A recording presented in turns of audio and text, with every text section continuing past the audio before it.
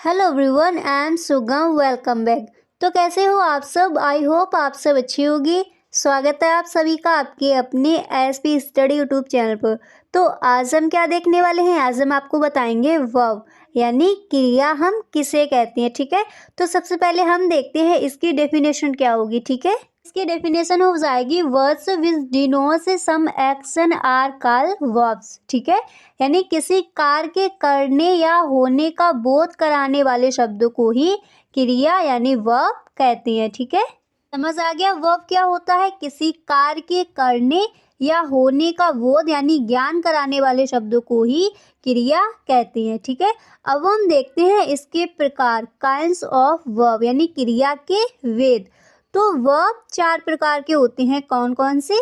पहला होता है ट्रांसिटिव वर्ब, इसको हम हिंदी में कहते हैं सकर्मक क्रिया। ठीक है, और दूसरा होता है इंट्रांसिटिव वर्ब, इसको हिंदी में कहा जाता है अकर्मक क्रिया।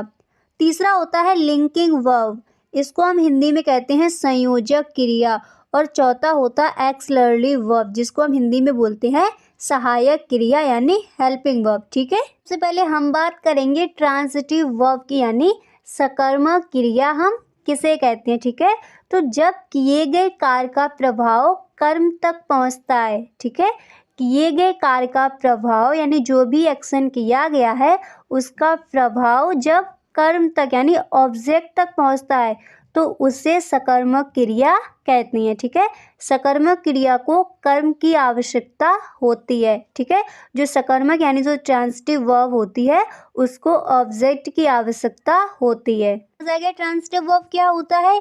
जब किए गए कार्य का प्रभाव कर्म तक पहुंचता है तो उसे सकर्मक क्रिया कहती है। जैसे हमने कहा I read a story book, I read a story book, तो यहाँ पर ये रीड क्या हो जाएगा?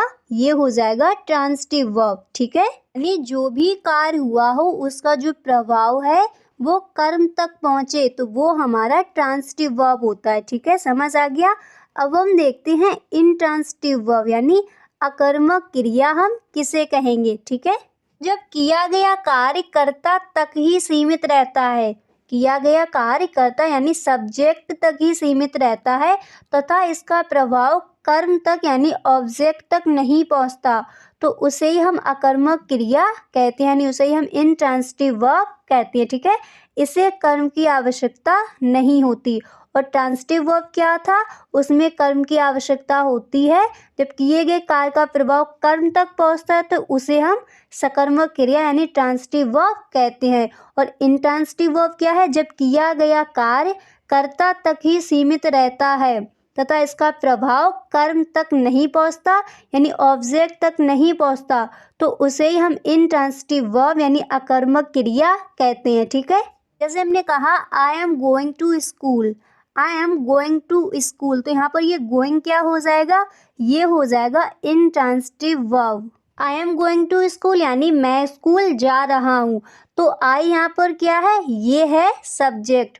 और जब सब्जेक्ट तक ही यह कार्य सीमित रहता है तो उसे ही हम इंट्रांसिटिव वर्ब कहते हैं। तो I am going to school, मैं स्कूल जा रहा हूँ, तो आई यहाँ पर क्या है? ये हो गया सब्जेक्ट। तो यहाँ पर ये गोइंग क्या हो जाएगा? ये हो जाएगा इंट्रांसिटिव वर्ब। समझ आ गया? अब हम देखते हैं लिंकिंग वर्ब किसे कहेंगे यानी संयोजक क्रिया हम किसे कहते हैं। संयोजक क्रिया वाक्य में उद्देश्य को उसके पूरक से जोड़ती है।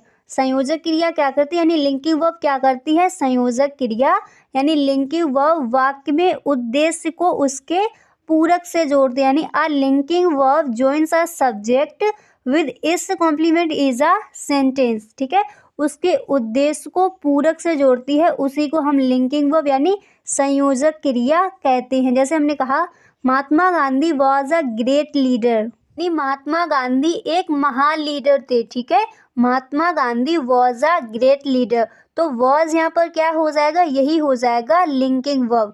लिंकिंग वर्ब क्या होता है? संयोजक क्रिया वाक्य में उद्देश्य को उसके पूरक से जोड़ती है, ठीक है।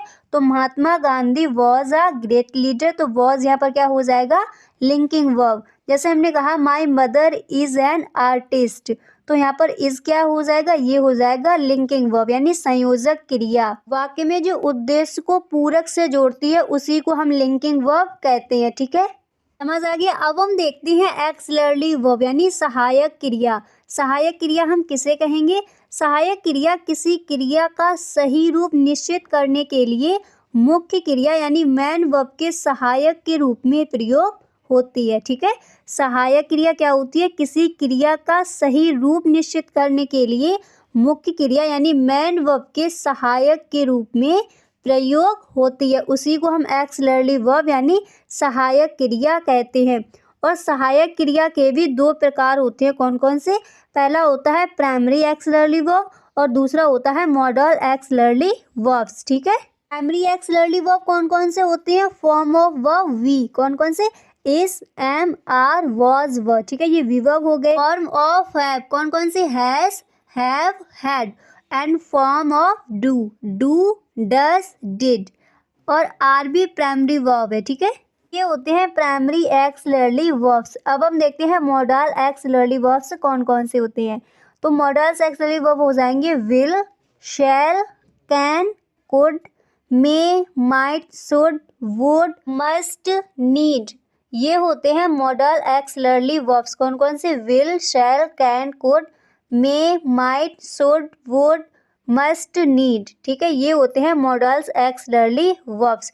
प्राइमरी एक्सिलरी वर्ब कौन कौन से होते हैं, be verb, is, am, are, was, were, और हैव वर्ब हो जाएंगे has, have, had, do verb क्या हो जाएंगे, डू, डज, डिड, आर भी प्राइमरी एक्सिलरी वर्ब होता है, ठीक है।